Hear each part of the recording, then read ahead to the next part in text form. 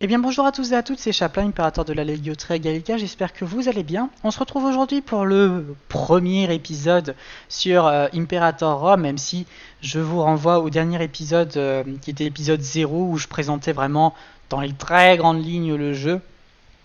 Et les mécaniques, les ressources de base, etc. Donc c'était vraiment une vidéo tuto, une vidéo présentation. Et aujourd'hui on va vraiment lancer le jeu, on va vraiment commencer à essayer de conquérir du territoire et à montrer que les jupettes italiennes sont les meilleures. Alors avant toute chose, j'ai fait quelques trucs de mon côté pour aller plus vite. On va commencer par les inventions. Donc les inventions, ça va être, en fait, je vais avoir un certain nombre de points qui vont me permettre tout simplement d'avoir des technologies. Vous voyez, hein, ce sont des arbres de compétences en fait, hein, et de découvertes. Et vous allez avoir les avancées ici militaires, ici vous allez avoir les avancées civiques, oratoires et religieuses. Alors moi, j'ai un petit peu regardé et j'avais quelques trucs à prendre. Alors j'ai 8 points actuellement à avoir, hein, sachant que chaque personnage en fait va avoir une base de recherche qui va arriver à un certain point. Quand elle arrivera à ce certain point, j'ai gagné un point. Donc j'ai 8 points pour les 4, hein, c'est pas 8 points par type d'avancée militaire, etc. C'est vraiment 8 points en tout. Et moi je vais focus assez rapidement la loyauté. Donc hop, sans trop vous expliquer ce qui s'est passé, enfin ce que c'est avant. Ça c'est intéressant parce que ça va me permettre d'avoir des généraux un peu plus loyaux envers moi, donc ça c'est toujours pratique. J'avais regardé, donc il me reste 5 points à dépenser. C'était pas dans le civique, je crois que c'était dans le oratoire. Je confonds toujours oratoire et civique dans ce jeu-là. Voilà. Là, il y a la loyauté des gouverneurs, et puis il y a aussi, hop, ça, qui va me permettre d'avoir un peu plus de loyauté de tous les personnages. Ouais, il faut pas non plus trop, hop, trop dépenser sans regarder ce qu'il y a autour. Donc là, on va prendre un peu plus de popularité, pardon, pour mon chef. Alors ici, c'était le moins intéressant, même s'il faut. Non, c'est les civiques que je trouve un petit peu moins intéressant. Parce qu'en fait, on va être beaucoup dans la construction, etc. Et j'avoue que c'est un domaine qui m'intéresse moins. Même s'il y a 2-3 trucs qu'il faut absolument que j'ai. Donc on va commencer. Hop, il va me rester 2 points.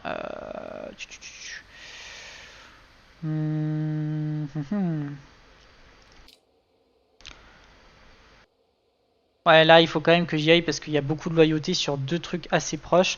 Et puis ces deux-là sont assez intéressants. Donc je vais prendre celui-là et celui-là. Voilà, donc ça c'est pour les recherches, et puis maintenant quand on mettra play, hein, les barres de recherche elles avanceront toutes seules, et puis je débloquerai de nouveaux points que je pourrai distribuer à peu près où je veux. Alors ensuite, les présages, donc j'avais regardé en fait, et j'étais passé de Mercure, hein, c'était Mercure qu'on avait pendant la dernière vidéo, à Pluton, parce que Pluton était, je trouve, plus intéressant, notamment avec le coût des bâtiments en passif, moins 5%, je trouve que c'est quand même pas mal. Donc là, on va décider d'un dieu à prier. Alors, sachant que je ne peux pas Pluton, parce que je viens de le prendre. Donc, on va prendre Mars. Hop là, voilà. Donc, il va m'offrir un bonus, donc, de manière constante. Et enfin, la classe M. Alors, en gros, ce qui se passe, c'est que chaque armée et chaque flotte va devoir être pourvue d'un général. Pourquoi c'est important? Parce que, en fait, certaines familles, on peut peut-être ouvrir l'onglet des familles. Hop, voilà. Vous voyez que on a donc actuellement les Fabii, les Claudii et les Cornélii. Sachant que pour l'instant, on n'a que 3 familles et par la suite, on peut en avoir beaucoup plus. Il y a un truc très important à regarder sur cet onglet, c'est ça. Et on peut voir qu'elles sont toutes contentes. C'est-à-dire que pour les familles, il faut au moins que 3 personnages de leur famille aient un poste, que ce soit militaire, que ce soit gouvernement, de province, que ce soit consul, etc. Si jamais c'est pas le cas, ils seront moins fidèles, ils seront plus chiants, c'est assez compliqué. C'est pour ça qu'il faut vraiment placer en fait des personnages à la tête de divers postes, hein, notamment poste militaire ici, avec évidemment l'aspect de la martialité à prendre en compte. C'est-à-dire que lui, par exemple, il a une très bonne martialité. Lui, c'est nul. Vous voyez, hein, j'ai inversé, on est à 1. Mais bien évidemment, des fois, il y en aura un qui aura par exemple 10 de martialité, donc il sera très fort. Par contre, il y aura une famille qui ne sera pas contente, alors qu'il y aura un personnage à 9.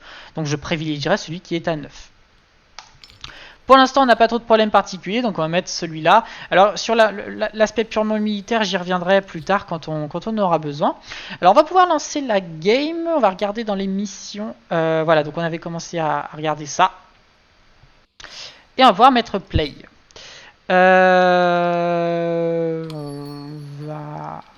donc là, vous voyez, hein, on nous demande des ressources par le commerce. Donc, je dis oui.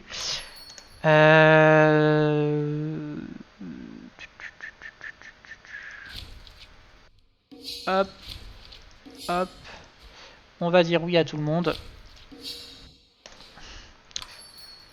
Voilà, bon là c'est le début de la game. Donc, voilà. Alors, Lucius, digne fils de la noble famille Volumnius, s'adresse à la Curia Hostilia, qui est actuellement prêteur. Hein.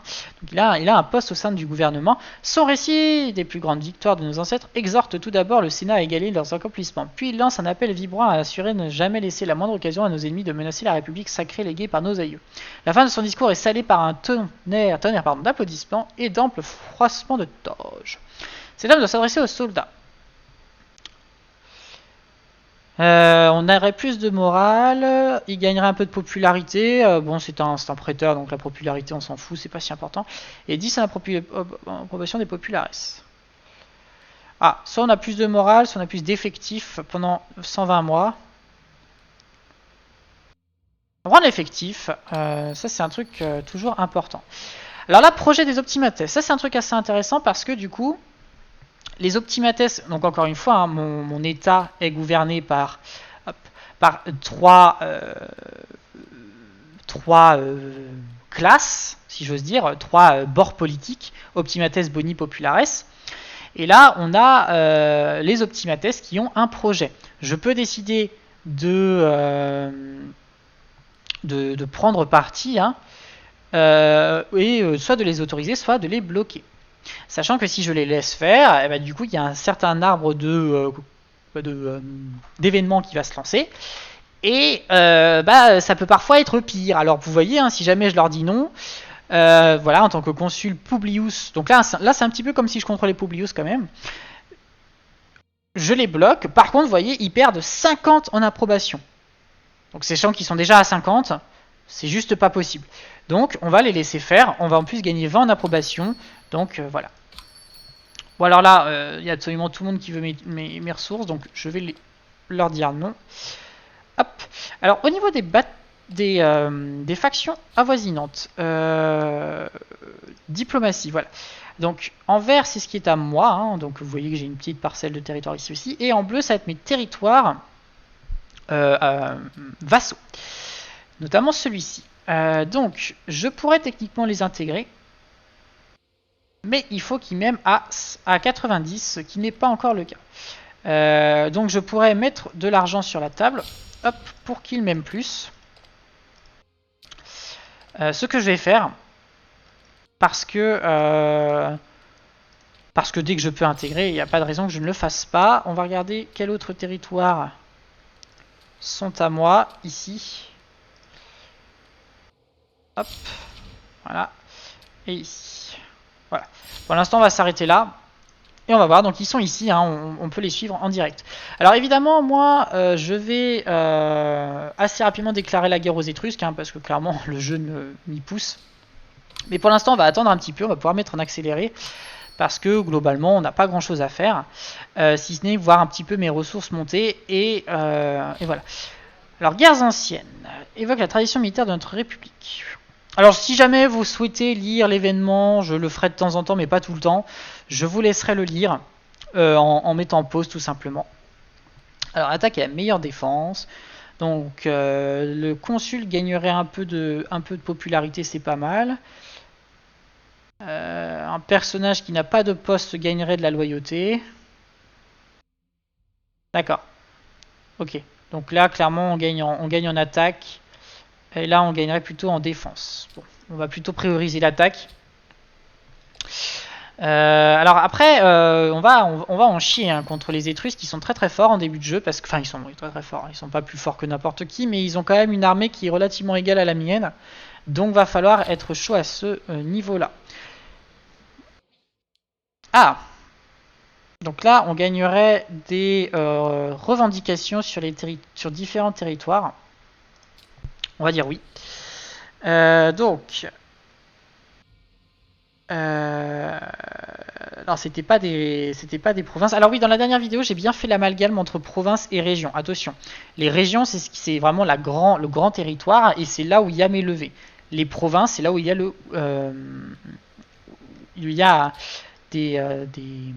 où je peux choisir voilà ce genre de choses là, l'autonomie, enfin les décisions sur la province qu'on a vu ensemble. C'est pas le cas à l'échelle de la région. Alors du coup j'ai gagné quelques territoires. Le problème c'est que j'ai pas bien vu où c'était. Ah voilà, contre les Ombries. Voilà. Donc là vous voyez j'ai des revendications contre eux. Je peux leur déclarer la guerre. C'est pas le cas contre les Étrusques. Je peux seulement avoir différents casus belli d'activer. Alors les Ombriens, on pourrait peut-être se les faire tout de suite parce que ils n'ont pas d'alliés. Hein, tout ça c'est mes alliés. Donc je pense qu'on va se les faire. On va leur déclarer la guerre. Alors la Tuskie... bon, on va leur déclarer la guerre de toute façon. Et en plus, je gagnerai de l'approbation des populares. Alors on va le faire. Hop. Donc là, on est en guerre. Donc ici, on a l'interface de guerre qui montre pas grand chose en fait, on s'en fiche un peu. Hein. La simple information chiffrée ici est centrale parce que ici en fait on va avoir le récapitulatif des victoires et des défaites. Ici par contre plus important, on va voir que je ne mets pas de sous actuellement dans mes armées et qu'il faudrait. Alors il le dit aussi pour la flotte. Encore une fois la flotte je vais pas en avoir besoin parce que je compte pas attaquer les Ombriens par la mer. Alors on va pouvoir lever nos troupes. Non, que fais-je? C'est pas là, c'est dans l'onglet militaire. Et on va mobiliser mes levées. Hop, on peut voir que j'ai 16 000 hommes qui se sont levés. Alors, ici, on a l'interface donc d'une armée. Ici, on a la personne qui actuellement mène l'armée, donc c'est mon consul. Ce sera toujours le cas pour les levées de Rome. Donc les conscripti. Hein. Et ici, on va avoir tout un tas d'informations différentes. Et ici, vous allez voir notamment que je peux placer les unités. Alors ici, par exemple, j'ai des infanteries légères et j'en ai 17. J'ai pas d'archers, donc ce que je vais faire, c'est que je vais mettre devant l'infanterie légère, derrière l'infanterie lourde, j'en ai 8, et sur les flancs, je vais mettre ma cavalerie. Donc là, j'en ai 2 actuellement, j'en ai pas beaucoup. Ici, on a différents types de fonctionnement, c'est-à-dire que quand il va y avoir une bataille, selon comment j'ai placé mes unités et combien j'en ai dans mon armée, certains types de fonctionnement vont être, enfin de placement de mes troupes vont être plus intelligents et en fait ça va être là les ordres donnés par le général. On peut voir qu'il y a charge frontale, débordement, harcèlement, dispersion et défense résolue. Il y a par rapport aux unités que j'ai des bonus qui sont faits, par exemple débordement c'est le meilleur, vous voyez que 71% c'est celle qui correspond le mieux à mon armée, suivi de près de charge frontale parce que j'ai pas mal d'unités lourdes quand même. Et on voit ici d'ailleurs contre quoi ça va pas mal marcher, contre quoi ça va pas bien marcher. Par exemple, une charge frontale va bien marcher contre les armées qui vont utiliser un système de débordement. À l'inverse, ça va pas être terrible contre celles qui vont être en défensif. Alors clairement, le débordement c'est le meilleur à faire et de toute façon, je ne gère pas les unités qu'il y a dans mes levées. Là, c'est pas moi qui décide de mettre telle ou telle unité, c'est dans les légions que je pourrais le faire. Donc pour l'instant, on va juste décider de mettre ça qui sera le type d'unité, enfin le type de stratégie, pardon, le plus adéquat. Alors, on va gentiment se rapprocher de la province. Alors, hop, parce qu'il y a le petit bug, voilà. Alors ici, très important, autre chose, mais ça va être assez proche de... surtout Crusader Kings, hein, Europa n'a pas autant ce problème, je trouve, ça va être les denrées. Vos unités vont bouffer lorsqu'elles ne sont pas sur votre territoire encore plus. Et enfin, en tout cas, quand elles ne sont pas sur votre territoire, elles ne vont pas se réapprovisionner. Et du coup, vous devez toujours avoir de la nourriture. Si vous n'en avez plus, vous allez perdre des hommes par tour. Et très rapidement. C'est pour ça que dans votre armée, vous devez avoir absolument des unités de ravitaillement qui vont augmenter. Voilà, réserve de denrées 50. Chaque unité me donne 50, donc rien que eux me donnent 150 sur les 222 denrées que j'ai. Et après, il y a peut-être mon général qui me donne certains stats là-dedans, etc. C'est très très important parce que on peut vraiment bien massacrer l'adversaire en faisant ça. Alors, je suis en train de voir que les flancs, c'est trop. Voilà, 2 ça suffit parce que j'ai que 5 unités. Donc si je fais ça, il risque de se placer que sur une aile, ce qui est compliqué. Donc on va rester sur 2. Quitte à ce qu'il y ait une unité qui ne se batte pas. Mais au moins, il y aura un meilleur fonctionnement. Alors, il faut que je regarde si du coup ça n'a pas changé. Non, ça n'a pas changé ça. Alors on y va. Ah, pourquoi je peux pas y aller?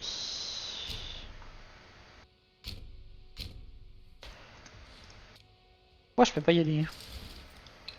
Ah, parce que ça, en fait, ils ne sont pas c'est pas mes alliés. Et je pensais, donc je peux pas traverser. Voilà, maintenant je peux traverser, donc on y va. Alors, événement. Alors, il faut frapper dès que possible.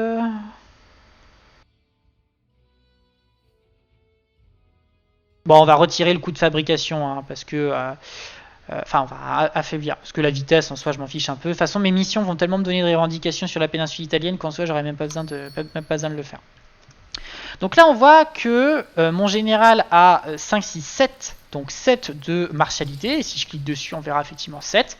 On voit qu'actuellement, le mec en face on a plus que moi, on en a 9. Par contre, de fait, j'en ai quand même 16 500, et les unités, il en a 5 500. De toute façon, on voit que je ne vais pas le rattraper parce que ça met un certain temps à traverser ce territoire.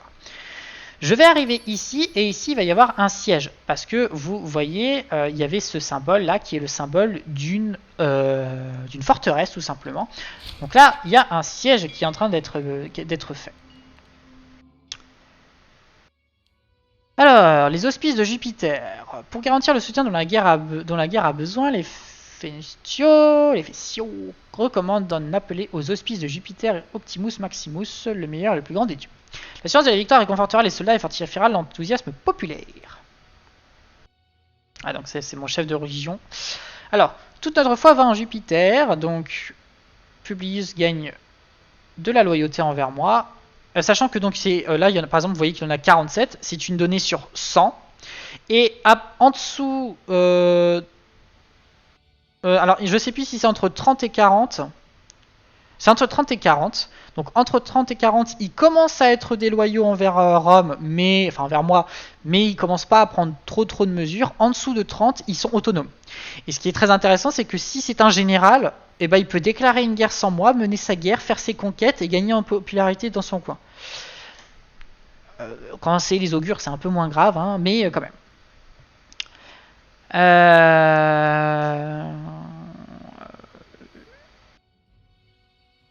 Donc là, je ferai gagner plus d'autonomie, de loyauté, mais franchement, ça m'intéresse pas du tout. Et puis ça, non. Donc on va le faire. Alors là, par exemple, on voit que j'ai 2 personnages qui sont pas très loyaux. Donc un censeur, vous voyez, il a que 36 de loyauté, et le grand pontife.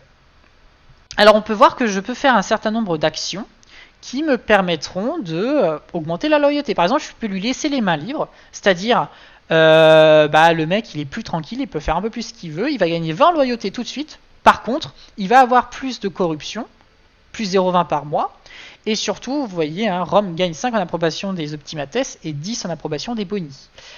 Il y a d'autres moyens, on peut l'acheter, lui donner de la thune, on peut devenir ami entre lui et le consul pour améliorer, etc. Tant que c'est pas des généraux ou alors qu'il n'y en a pas trop, c'est pas trop grave. C'est pas trop grave que les personnages soient déloyaux. Si ça commence à être des généraux de légion, là ça devient vraiment compliqué. Là ça devient vraiment compliqué. Alors là je peux obtenir pas mal de revendications sur les Samnites, donc ça va être vers le sud. Oui, on va les prendre ces revendications. Donc là vous voyez que je suis en train de faire le siège.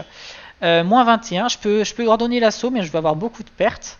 Et par contre, moins 21, donc c'est-à-dire que par tour, donc par rapport à la barre verte qui avance, j'ai telle probabilité de l'avoir. Donc là, par exemple, je suis à moins 14, je n'ai à ce tour-là aucune chance de l'avoir. Par contre, au fur et à mesure, ça va augmenter. Alors là, je pense que voilà, là j'ai des revendications sur les Étrusques. Alors le problème, c'est que du coup, je fais pas mal ça. Et du coup, je me fais de moins en moins de potes dans la péninsule italienne, faut que je fasse attention.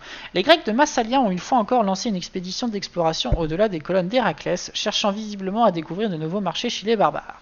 Leur dernier voyage semble avoir bien peu rapporté, si ce n'est quelques élucubrations sur les marées et des récits étranges sur de prétendues îles légendaires. Mais les ports bruissent des récits des marins tous prêts à expliquer d'un air fort assuré, il faut que j'apprenne à lire, excusez-moi, comment s'était déroulé le précédent voyage et comment faire pour échapper aux monstres horribles qui se cachent au plus profond de l'océan. Bon, alors c'est un événement où de toute façon j'ai pas le choix, mais je le trouvais assez intéressant. Donc là, on peut voir qu'il y a mes troupes alliées qui sont en train de stationner chez moi. Ça me va parce que du coup, ils me protègent. D'ailleurs, c'est bon, j'avais mis de l'argent dans mes forteresses, donc elles vont me permettre de me défendre. Alors, Lucius Iulio Libo, qui est un personnage sans fonction, nous rapporte d'importantes nouvelles. Prussiens et Lucaniens complotent contre Rome. Ah. Alors, donc les Lucaniens, c'est les bleus ici, et les Prussiens, c'est ceux qui sont ici. Alors, Rome ne se soumettra pas. Donc ce personnage... Non, mon consul gagnerait 5 de popularité. Rome obtient des revendications prussiennes et lucaniennes. Ok. Ah, je gagnerais un peu d'expansion agressive. Ok. Et ici... Ah, ça me plaît moins. On va prendre ça, même si effectivement je perds un peu d'expansion agressive. Bon, là, du coup, niveau revendication, je pense que si je mets diplomatie, voilà. Normalement, tout ce qui est en assuré blanc, j'ai des revendications dessus. Donc, clairement, on a quand même... on a quand même de quoi faire, pas besoin de faire des revendications personnelles. Donc là, la guerre est en train de bien se passer. L'ennemi n'est plus disponible. Je suis en train de capturer sa capitale. Oui, j'ai pas précisé. La capitale, c'est le symbole qui est là. Vous voyez, c'est le pilier dorique avec la couronne de laurier. Ça, c'est tout simplement la capitale. Et ici, vous avez par exemple une capitale de province. C'est-à-dire, c'est pas la capitale de la faction, mais c'est la capitale de la province. Et vous allez voir comment c'est très important de capturer une capitale de province. Ça rapporte beaucoup de points. D'ailleurs, il est là, il est en train d'essayer de capturer une capitale de province. Si mes alliés pouvaient aller s'en occuper. Là, il vient de la capturer assez rapidement puisqu'elle n'avait pas de... Elle n'avait pas de fort autour. Alors là, du coup, on est en train de perdre la guerre. Alors là, je viens de prendre la ville. Du coup, on a gagné beaucoup de points.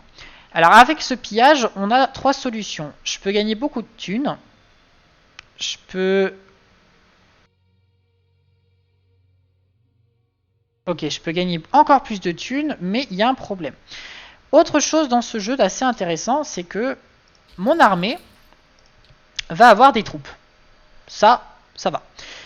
J'ai un général qui peut mettre loyal ou déloyal, on l'a vu ensemble. Mais là où ça va vraiment être très intéressant, c'est que chaque troupe dans cette armée, et c'est le cas de celle-ci, ne met pas loyal à moi, mais loyal au général. Donc si jamais celui-là devient vraiment hostile à ma façon de faire, à mon gameplay, etc., à mes ambitions, enfin à ce que je fais, et bien cette troupe, et que donc il décide pratiquement de faire sécession, voire de faire sécession tout court, cette troupe va lui être fidèle. Et va donc tout simplement le rejoindre. Donc là, par exemple, je pourrais gagner pas mal de thunes. Par contre, on aurait des unités dans cette armée qui le rejoindraient. Sachant que, bon, là, par exemple, il n'y en a que 2. C'est pas exceptionnel. Et les levées, c'est moins grave. Parce que les levées, on peut les coucher assez facilement, etc. Ça va mieux. Et là, je peux faire un siège, vraiment raser pratiquement la ville. Gagner pas mal d'argent. On va épargner la population parce que c'est quand même un territoire que je souhaiterais annexer. Donc j'ai pas de raison à vouloir tout détruire. On va aller capturer ce territoire là. On peut voir que donc mes réserves de nourriture ont commencé à descendre. Alors là on a une bataille, mes alliés sont allés combattre. Alors cependant ils se sont fait défoncer parce qu'ils n'ont pas attaqué ensemble. Malheureusement, heureusement que j'ai... Heureusement que j'ai capturé pas mal de, enfin la capitale, parce que du coup j'ai gagné pas mal de points. Alors, nouvel événement. Tous les efforts des sénateurs les plus belliqueux ont payé la majorité de la curie, de même que le peuple est désormais convaincu que l'Italie est désormais nôtre. Le champ de Mars résonne des cris des soldats. Parfait.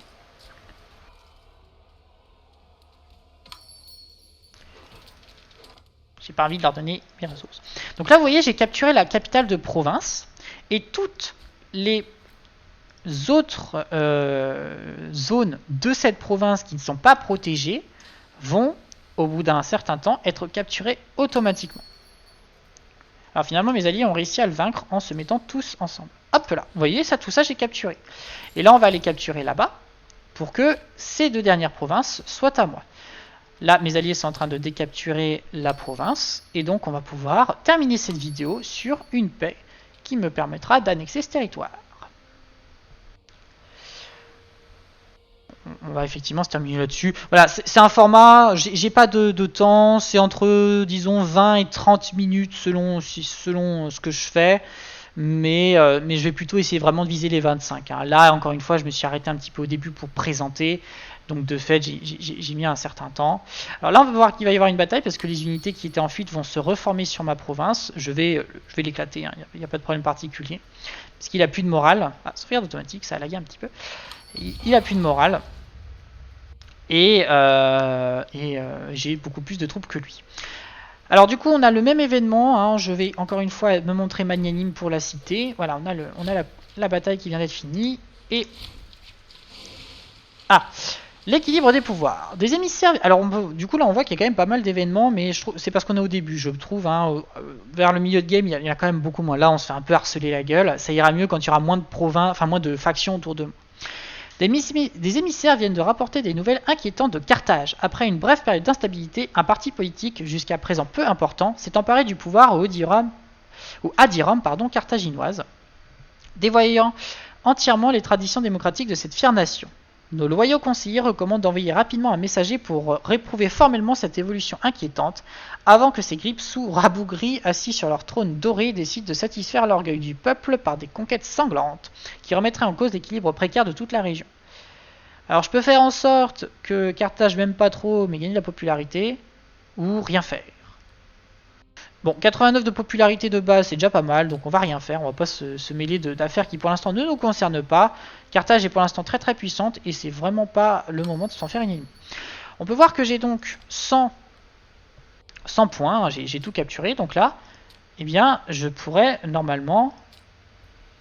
Ah bah je peux pas, je peux pas, c'est vrai j'avais oublié, je ne peux pas récupérer ces territoires parce qu'ils sont pas limitrophes à mon territoire. Par contre, normalement, voilà, je vais pouvoir les faire devenir tributaires ou n'importe quoi. Et je vais vérifier parce que lorsque ceux-ci par exemple sont... faut que je regarde. Non, pardon, eux ne l'étaient pas justement. Voilà, eux... il faut que je regarde parce qu'en fait il y a un statut où je ne peux pas l'annexer derrière et c'est assez dommage. Donc il faut que je regarde bien. Ah, feudataire de Rome, voilà. Donc il faut que je les transforme en feudataire. Donc, négociation de paix. Ombrien devient feudataire de Rome. Parfait. D'accord. Voilà. Et donc maintenant, si je regarde la carte de la diplomatie, ce sont bien mes alliés. Par contre, si je regarde comment ils m'aiment, voilà, c'est en rouge-rouge, donc ils m'aiment pas du tout. Donc on va tout de suite envoyer un émissaire pour améliorer nos relations avec eux. On va même leur faire un petit don. Et tout ira mieux. On va pouvoir ramener notre légion. Enfin, notre levée. D'ailleurs, non, on peut même la démobiliser. Voilà. Donc, pendant 54 mois, je ne pourrais pas la remobiliser. Mais par contre, du coup, ça me coûte moins cher. Et dans le budget, ne pas oublier, couper ce qui ne sert à rien. Donc voilà, j'espère que cette première, du coup, mes secondes, mais à chaque fois je vais pas dire, du coup il y a le décalage, hein, donc c'est bien la première vidéo sur ce jeu vous a plu. N'hésitez pas à laisser un commentaire, à vous abonner, à me faire des suggestions si vous avez des envies que je m'étende plus sur... alors là l'objectif c'est quand même de prendre la péninsule italienne, Sicile comprise, et derrière on va pouvoir se lancer dans des conquêtes de plus grande échelle, avec toujours bien évidemment la question des missions. Hein, vous voyez, par exemple, là, la première mission, c'est la fin des Étrusques. Donc là, il faut que j'aille me faire les Étrusques. Mais notamment lorsqu'on aura d'autres choix de missions, que ce soit un arbre de mission sur la Grèce, sur l'Afrique, sur les Gaules, eh bien, n'hésitez pas à participer dans les commentaires et à me dire ce que vous voulez faire. Donc voilà, n'hésitez pas aussi à nous rejoindre sur le serveur Discord de la Légioterie Gallica, le lien du serveur est dans la description. Et je vous dis à très bientôt pour une nouvelle vidéo sur la chaîne YouTube de la Légioterie Gallica. C'était Chapelain, votre impérator dévoué. Allez, ciao tout le monde.